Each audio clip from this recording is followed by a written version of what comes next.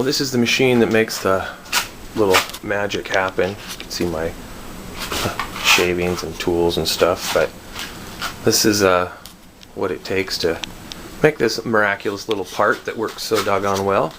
Okay, I'm going to show you how easy it is to take the Smith Wesson MP 1522 pistol and add a buttstock to it.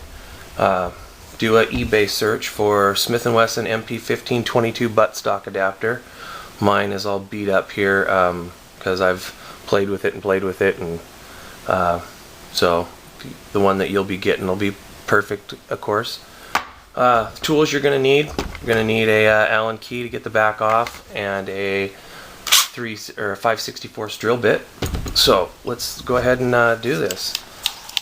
First of all, we want to break the gun down, take the top end off of it. So let's pull these pins,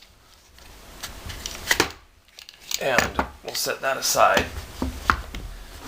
We don't need the clip either. Okay, there's our part. If you haven't taken this off, just on the clip, just push in on the button right here. Just give it a push in and then pull the whole thing out. Take your Allen key, and I think that's a 3/64 Allen key. I'm not for sure on that, but we'll take the factory screw out. Okay, factory screw, and we'll just set that aside. Pull this piece out. First time I did that, I had to actually take a little knife and pry that, or a little screwdriver and pry that out.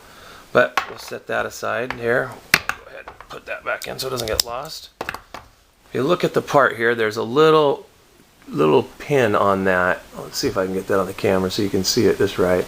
Anyway, that pin is to stop this thing from spinning once it's on. When you get the buttstock on, there's a lot of leverage this way, and that pin is going to fit. This thing is machined perfectly to fit in here. This is not, it's a tight fit, and the depth of this as it goes in is exactly how deep it is in the back of the gun. So when that factory screw goes in there and pulls that in, it's going to sit flush in there. So you're going to have a flat surface here, perfectly machined flat surface here, and a flat surface here to hold everything perfectly tight and still. So you're not going to have any slop at all. No slop. Take your part. You can either, if you have the buttstock already, I suggest just thread the part on the buttstock. What we're going to do is make a mark where we're going to drill our hole. Slide that in until you feel it hit, and then I've already got a hole drilled in this, so I'm not going to do it again. But you just take your hand here and give it a good whack. And then once you do that, pull it off and look inside, find your hole. Take your drill, drill a hole straight through the thing, piece of cake right where that hole was, and you see it's got a hole. It doesn't matter where that is, as far as 12 o'clock, 3 o'clock, 6, it doesn't matter. It's just to help keep the thing in place. Once you have that, have your hole, find your hole, your pin, kind of line it up, slide that part, you see it's nice and tight, the machining of it, till you find your hole.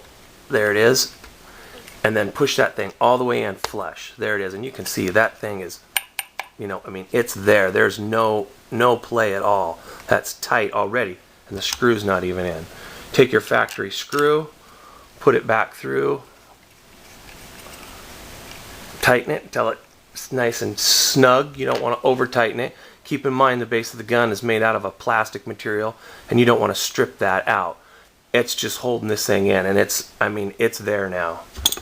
Take your buttstock, go ahead and thread it in there, get it where you want it. Take your spanner wrench, tighten that up, and you got it. You can find these parts on eBay. Do a Smith Wesson 1522 buttstock adapter. Do a search for it, and you'll find them. So anyway, that's how easy it is, and it's just that easy to convert it back. Thanks.